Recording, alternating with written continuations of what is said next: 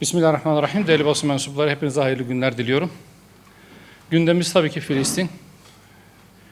3 haftadır Siyonist işgalci rejimin Gazze'ye yönelik insanlık dışı saldırılarını konuşuyoruz. Maalesef dünya bu insanlık kıyımına, bu insanlık suçuna sessiz kalıyor ve bunu durdurabilecek hiçbir mekanizma maalesef şimdiye kadar devreye girmiş değil. Elbette ülkemizde hangi siyasi görüşe sahip olursa olsun, hangi dünya görüşünü takip ediyor olsun, herkesin Filistin halkıyla dayanışma içerisinde olduğunu görmek büyük bir kıvanç vesilesi. Bütün bir millet olarak meydanlardayız. Geçtiğimiz hafta sonu kadınlı çocuklu gösteriler ülkenin pek çok şehrinde yapıldı. Filistin halkıyla dayanışma içerisinde olduğumuzu en yüksek perdeden dile getiren ülkelerden biri olmakla da gurur duyuyoruz. Tabii sadece sivil toplumun, siyasi partilerin değil, hükümetin de gündemi ağırlıklı olarak Filistin ve Gazze ablukasının bir an önce sona erdirilmesinin hükümetin de gündemde olduğunu biliyoruz. Bu kapsamda biliyorsunuz Sayın Cumhurbaşkanımız da hafta sonu İstanbul'da 1,5 milyon kişinin katılımıyla bir miting tertip etti. Cumhur İttifakı bileşenlerinin de iştirak ettiği bu mitingde hep bir ağızdan devlet ve millet olarak Filistin halkının yanında olduğumuzu bir kez daha haykırdık. Elbette safımızı belli etmek önemlidir. Ama sadece bu tek başına yeterli değildir. Siyasi partiler, sivil toplum kuruluşları, aktivistler seslerini yükseltirler, kamuoyu oluştururlar.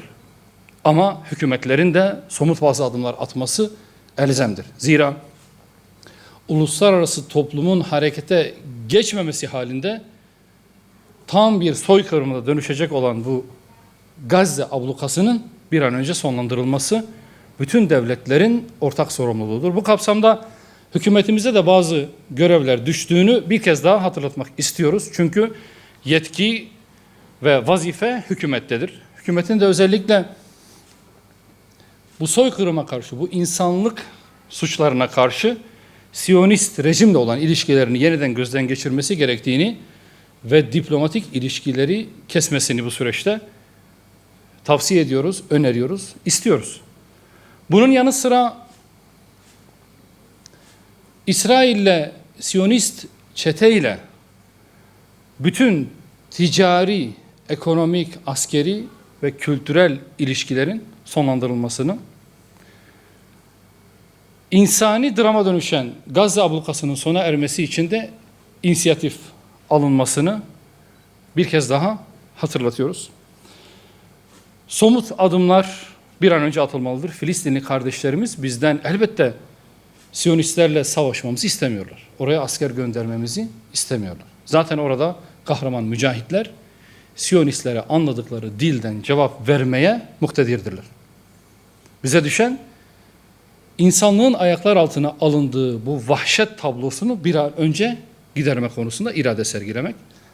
Elbette her hükümetin, her devletin yapabilecekleri kendi imkanlarıyla sınırlıdır. Biz hükümetten de imkanları ölçüsünde bu Siyonistlere karşı somut adım atmasını istiyoruz. Bu yönde Siyonistlerle ilişki geliştirmekten ziyade ilişkilerin kesilmesini ve caydırıcı bazı yaptırımların gündeme alınmasını talep ediyoruz. Biz bu somut adımların atılmasını talep ederken zaman içerisinde kamuoyunda bir takım haberler dolaştığını da gördük. Bunlardan bir tanesi Bakü-Ceyhan hattında Siyonist işgal rejiminin petrol ihtiyacının, şurada haritasını göstermek istiyorum, Azerbaycan üzerinden Bakü-Ceyhan boru hattı kanalıyla Türkiye aracılığıyla İsrail'e sevk edildiğinin ve belki de o masum yavruları katleden pilotların kullandığı uçakların yakıtının bu sevkiyat sayesinde mümkün olduğuna dair çok ciddi haberler çıkıyor. Özellikle Enerji Bakanlığı'nın ve Dışişleri Bakanlığı'nın bu konuda kamuoyunu aydınlatma yükümlülüğü vardır. Şayet böyle bir şey varsa Müslüman kardeşlerimizi katleden o Siyonist barbar çetenin kullandığı savaş uçaklarının yakıtlarının bir Müslüman ülke olan Türkiye'den tedarik edilmesi ya da Türkiye'nin buna aracılık etmesi elbette ki kabul edilemez. Hakeza yine Siyonist rejimin medyasına yansıyan tarım ürünlerinin Türkiye'den tedarik edildiği hususunda özellikle Mersin limanından Siyonist rejimin yaş meyve ve sebze ve tahıl ürünlerinin tedarikinin yapıldığı, Türkiye'nin bu konuda aracılık yaptığı şeklinde haberler medyaya yansımaktadır. Bu konuda da Ticaret Bakanlığımızın kamuoyunu aydınlatma yükümlülüğü vardır. Müslüman kardeşlerimizi susuzluğa, açlığa, elektriksizliğe, yakıtsızlığa ve tıbbi müdahale için lazım olan ekipmanlara erişmesine engel olan Siyonistlere böyle bir zamanda halen daha böyle bir sevkiyatın yapılmasını kamuoyunun kabul edemeyeceğini buradan ifade ediyoruz. Ticaret Bakanlığı'nın bu konuda bir açıklama yapması gerekiyor. Üçüncü husus, şurada da sosyal medyadan da zaman zaman paylaşımlar yapılmaktadır. Türkiye ile Siyonist rejimle çifte vatandaşlığa sahip olup, Türkiye vatandaşı olup, Sayın Cumhurbaşkanımızın da ifade etmiş olduğu savaş suçlarını işleyen Siyonist rejime askerlik yapmak üzere Türkiye'den ayrılan ve bunu göğsünü gere gere ifade eden vatandaşlarla ilgili ne tür bir işlem yapıldığının kamuoyuyla paylaşılması gerekiyor. İnsanlığa karşı suçlar kapsamında gerçekleştirilen bu vahşetin bir aparatı haline gelen ve çifte vatandaşlığı sebebiyle aynı zamanda Türkiye Cumhuriyeti vatandaşı olan bu kişilerle ilgili ne tür bir işlem yapıldığı, bunların vatandaşlıklarının çıkarılmasıyla ilgili ne tür bir adımın atıldığının kamuoyuyla paylaşılması gerekiyor. Son olarak Sayın Genel Başkanımızın da somut adımlar kapsamında ifade etmiş olduğu diplomatik temsilciliklerin gönderilmesi ve Siyonist rejimdeki Türk diplomatların geri çağrılması talebiyle birlikte Malatya Kürecik radar üssünün Gazze ablukasında nasıl bir rol üstlendiği, Siyonistlerin güvenliğini sağlama konusunda ne tür bir imkan sağladığı hususunu da Milli Savunma Bakanlığı tarafından kamuoyuyla paylaşılması gerekiyor. Çünkü böyle bir zamanda hala bizler kardeşlerimizi kıyımdan geçiren, doğmamış bebekleri bile katletme cüreti gösteren böylesi barbar bir çetenin hala koruyuculuğunu, tedarikçiliğini yapıyor olmamız asla kabul edilemez. Kamuoyunun bu konuda bilgilendirilmesi gerekiyor. Değerli arkadaşlar, benim paylaşacağım bunlar, eğer sorularınız varsa alabilirim. Buyurun. Teşekkür ederim. Sayın Vekilim, müsaadenizle 3-4 sorum olacak. Türkiye 2. yüzyıla girerken yeni anayasayı yapamadan girdi. Yani darbe anayasasıyla girdi. Ayrıca sosyal, siyasal ve ekonomik anlamda birçok sorun ortaya da duruyor. Sizin parti olarak Türkiye'nin 2. yüzyılından beklentileriniz neler? İkinci sorum, Gazze'de soykırım işlenirken ve dünyada yer yerinden oynarken ülkemizde birilerinin bize ne bu durumdan dediğini duyuyoruz, görüyoruz. Buna yönelik neler söylemek istersiniz? Üçüncü sorum, 12. Kalkınma Planı şu an meclis gündeminde görüşülüyor. İnceleme fırsatınız oldu mu? Bu konuyu nasıl değerlendirirsiniz? Bir de son olarak Meclis Başkan Vekili Celal Adan ile Sırısak arasında bir tartışma yaşandı ve uygunsuz bir kelime geçti orada. Buna yönelik yorumunuz nelerdir? Teşekkür ederim. Evet, birincisi dün itibariyle Türkiye Cumhuriyeti Devleti'nin 100. yılını geride bıraktık. Artık 2. yüzyıla girmiş bulunmaktayız. Geçmiş yüzyıl günahıyla, sevabıyla geride kaldı. Bu saatten sonra geçmişe dönüp geçmiş kavgaları tekrar hatırlatmanın hiç kimseye bir faydası yoktur. Bizim gelecek perspektifine ihtiyacımız var. Bu gelecek perspektifinin de en önemli lokomotifi yeni anayasadır. Sayın Cumhurbaşkanımızın da Sayın Genel Başkanımızın da defaatle ifade ettiği gibi bu ülkenin artık yeni bir anayasaya ihtiyacı var. Maalesef geçmişten bugüne kaleme alınan bütün anayasalar, yürürlüğe giren bütün anayasalar bir biçimde vesayetçi, darbeci bir anlayışın dayatmasıyla vücuda gelmiş anayasalardır. Çoğunluk itibariyle Türkiye'nin farklılıklarını içinde barındırmayan, ideoloji dayatan, tek tipçiliği genel geçer bir gerçek olarak kabul eden ve gerçek adaleti tesis etmeyen bir anayasanın artık bu ülkenin sırtında bir kambur olduğu gerçeğini hepimizin idrak etmesi gerekiyor. Önümüzdeki yüzyıla bu ülkenin farklı etnik yapılarına birinci sınıf vatandaş muamelesi yapan, temel hak ve özgürlükleri garanti altına alan ama değil anayasa olan bir metni bizim milletimize armağan etmemiz gerekiyor. Çünkü bu ülke, bu bayrak, bu vatan birilerinin değil, hepimizindir. Türküyle, Kürdüyle, Lazıyla, Çerkeziyle, Alevisiyle, Sünnisiyle, kentlisiyle, köylüsüyle, kadınıyla, erkeğiyle, yoksuluyla, zenginiyle bu ülke hepimizin ülkesidir. Bu vatan hepimizin vatanıdır. Bu aidiyet hissi içerisinde herkesin kendisini bulabileceği bir anayasayı yapmak gayet mümkündür. Yeter ki bu konuda bir irade sergilensin. Çünkü bizim artık birçok yönüyle, özellikle sadece darbeler tarihini bile ele alırsak, kayıp yüzyıl olarak nitelendirebileceğimiz bir yüzyılı artık geride bırakmamız gerekiyor. İkinci yüzyıla gelecek nesillerin güvenle bakabileceği, barış, huzur ve refah içerisinde yaşayabilecekleri bir ülke bırakmak hepimizin vazifesidir. İkinci sorunuz,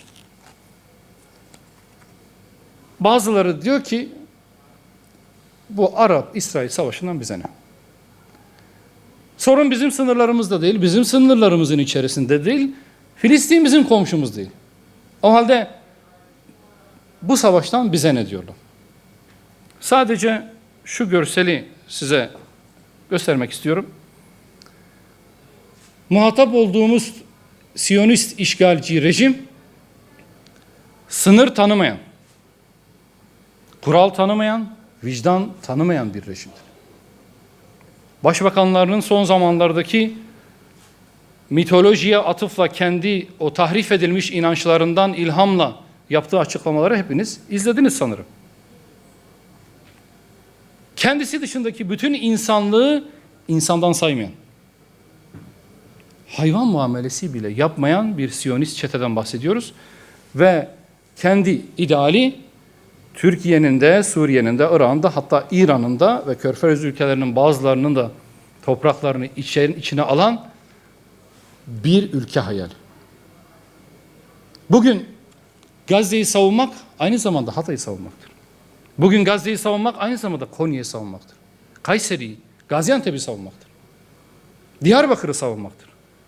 Gazze'yi savunmak sadece 420 kilometre karelik bir Arap toprağını savunmak değildir. Bu bilinçli olmak gerekiyor. Karşımızdaki insanlığa savaş açmış bu barbar çetenin nihai hedeflerinden kendimizi soyutlamamamız gerekiyor. Neticede bugün alınmayan tedbir yarın kapımızda belirecektir. Bunun tedbirini bugünden almamız gerekiyor. Evet değerli arkadaşlar, aldığım notlar itibariyle söylüyorum. 12. Kalkınma Planı ile ilgili bugün biliyorsunuz Sayın Cevdet Yılmaz mecliste bir sunum yaptı. Mecliste görüşmelere devam edilecek gün boyunca. Elbette ki kalkınma planları belli bir tespit, öneri ve bir yol haritası şeklinde kaleme alınmış metinlerdir. Her ne kadar gelecek perspektifi sunsa da geçmiş dönemlerde olduğu gibi kalkınma planlarının veya orta vadeli planların, benzer planların bir yol haritası şeklinde, bir temenni şeklinde kaleme alındığını ifade etmek lazım. Elbette ki 983 maddeden oluşan 60 ihtisas komisyonunun çalıştığı ve toplamda 43 bin kişiyle hazırlanan bu raporun, bu kalkınma planının ülkemiz için eğer gerçekleştirilebilirse, hedefleri tutturulabilirse büyük bir plan olduğunu ifade etmek gerekiyor. Burada bazı hususlara özellikle belki değinmek lazım. Her ne kadar büyüme, işsizlik, kişi başına düşen milli gelir, cari açık gibi konularda hedefler belirlenmişse de öngörülemeyen piyasa şartları ve jeopolitik gelişmeler de aslında bu planın gerçekleşmesi yönünde bazı engeller ortaya koyabiliyor. Özellikle bizim öteden beri ifade etmiş olduğumuz kamunun israf etmemesi, gereksiz harcamalara tevessül etmemesi ve tasarruf tedbirlerini bir kültür olarak benimsemesi bu planın gerçekleşmesinin en önemli ayaklarından biridir. Savurganlığın mutlaka ama mutlaka terk edilmesi gerekiyor. Bu planda belki üzerinde çokça durulmayan konuların başında manevi kalkınma geliyor. Evet, aile konusunda, sosyal politikalar anlamında, kültür ve sanat anlamında pek çok maddeyi barındırıyor ama özellikle manevi kalkınma konusunda yeteri kadar bu planda çalışılmadığını ifade etmemiz gerekiyor. Ailenin koruması hususuyla ilgili bir düzenleme içeriyor, bazı perspektifler sunuyor ama aile bütünlüğünü öteden beri bozan zinanın suç kapsamına alınmıyor olması bile aileyle ilgili alınacak tedbirlerin çok da fazla hayata geçirilemeyeceğini şimdiden bize söylüyor. Özellikle sapkın anlayışların aileyi tehdit eder boyutuyla bugün propagandasının yapılmasının serbest olması aile yapısına dönük de ciddi tehditlerden bir tanesidir. Buna yönelik nasıl tedbirler alınacağı hususu maalesef net olarak ifade edilmemiştir. Eğitim sistemimizin tek tipçi ve ideoloji dayatan yapısının ne şekilde dönüştürüleceği hususu da muğlak ifadelerle geçiştirilmiştir. Türkçenin doğru kullanılması, özellikle yurt dışındaki Türk vatandaşlarının ana dillerini yaşatabilmeleri hususunda bazı tedbirlerin alınacağı belirtilmişse de sayısı 10 milyonları bulan Kürt vatandaşlar ve diğer etnik aidiyetler için ana dilde eğitim almanın, ana dilini sonraki kuşaklara aktarmanın nasıl mümkün kılınabileceği, buna yönelik nasıl tedbirler alınabileceği hususuna değinilmemesi bize göre bir eksikliktir. Çünkü özellikle dil ve kimlik bağlamında Kürt meselesinin hala mevcut olduğu gerçeğinden hareketle bu kalkınma planında Kürt meselesine dair bir planın, bir projenin olmaması bize göre büyük bir eksikliktir. Çokça başlık var. Bunların tamamı belki önümüzdeki süreçlerde biraz daha ayrıntılı olarak ifade edilebilir. Ama ben şimdilik sadece aldığım notlar itibariyle bunlara değinmek istiyorum. Sanırım son sorunuz da hakaret mevzusuyla ilgili. Bugün meclis görüşmelerinin başında da bu konu gündeme geldi. Elbette adab-ı muaşeret hepimiz için vazgeçilmezdir. İnsan ilişkilerinde vazgeçilmez olan saygıdır. Herkesi sevemeyebilirsiniz. Herkesi sevmek zorunda da değilsiniz ama saygı göstermek asgari bir adab-ı muaşeret kuralıdır. Hele hele siyasetçilerin kullandıkları dil ve üsluba dikkat etmeleri herkesten daha önceliklidir. Çünkü siyasetçiler, siyaset insanları, adamları toplumun önündedirler ve örneklik teşkil ediyorlar.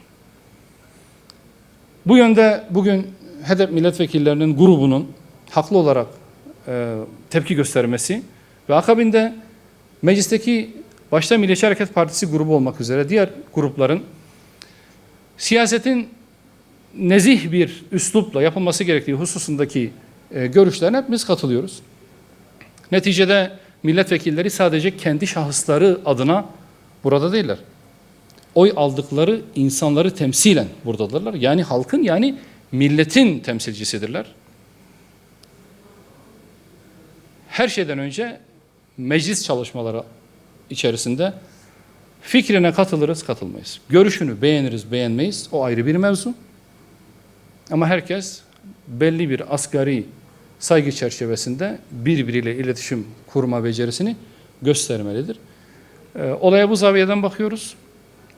Bir daha böyle bir olayın yaşanmamasını da elbette diliyoruz. Başka sorusu olan?